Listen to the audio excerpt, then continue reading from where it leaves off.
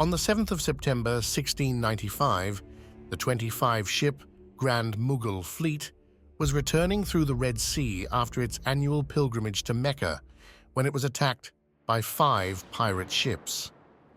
In the ensuing battle, the pirates' leader, an Englishman variously known as Henry Avery, the king of pirates and Long Ben, seized precious jewels and metals worth £600,000, equivalent to around £97.1 million today. The furious Mughal Emperor Aurangzeb accused Britain of complicity in the raid and threatened to expel East India Company representatives from India.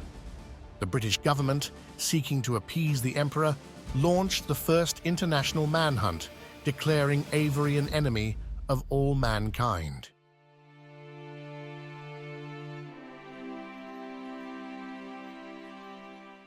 Little is known about Henry Avery's early life, but he likely went to sea at a young age and may have served in the Royal Navy before working as a slave trader in the early 1690s. In 1693, he reappears in historical records as the first mate of the Charles II, a privateering vessel hired to plunder French shipping in the Caribbean.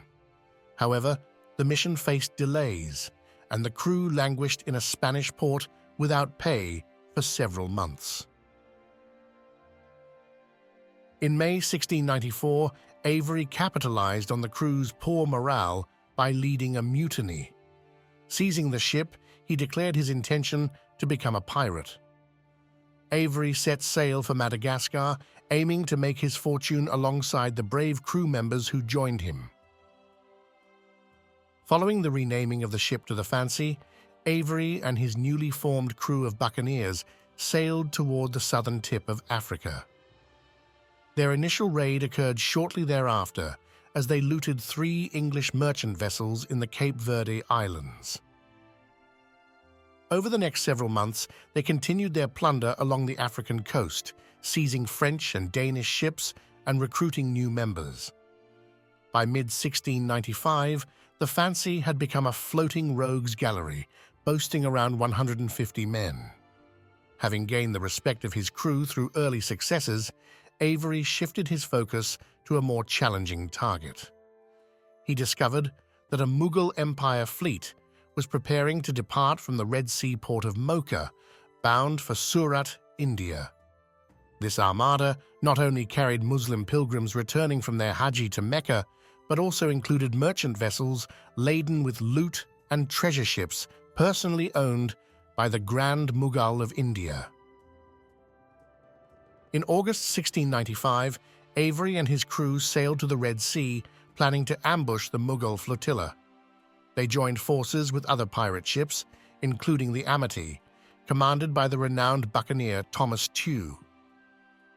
Within days, they spotted the 25-ship Mughal convoy racing toward the open ocean. Pursuing them, the pirates abandoned slower vessels to maintain speed.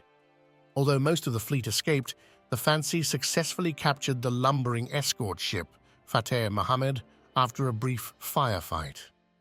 The pirates seized approximately 50,000 British pounds worth of gold and silver.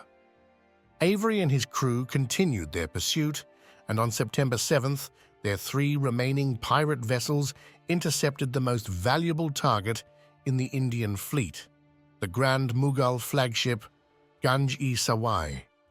Unlike the Fateh Muhammad, the Ganj-e-Sawai was well equipped for defense.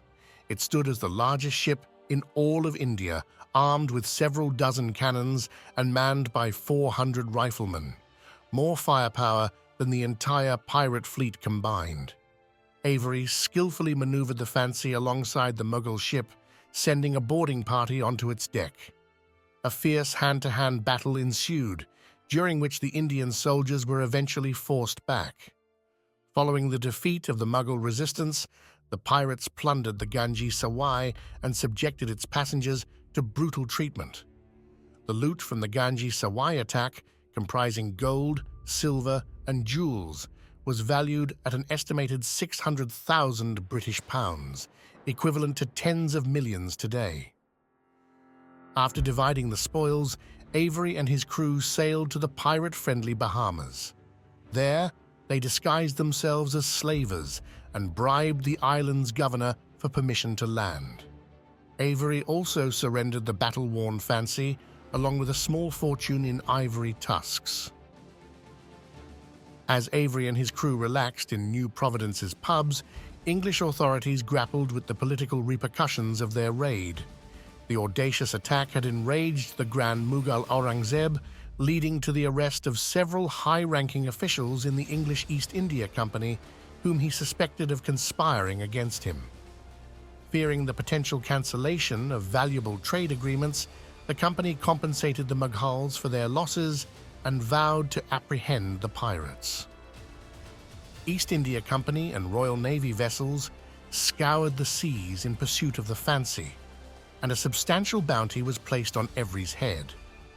After securing what would become the proverbial last big score, Avery and his band of pirates dispersed following a brief sojourn in the Caribbean.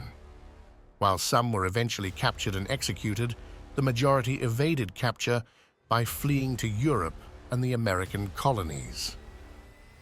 Avery's own fate remains shrouded in mystery. Some accounts suggest he sailed to Ireland under the alias Bridgeman, but his trail grows cold thereafter. Most of his contemporaries believed he successfully retired with his ill-gotten gains.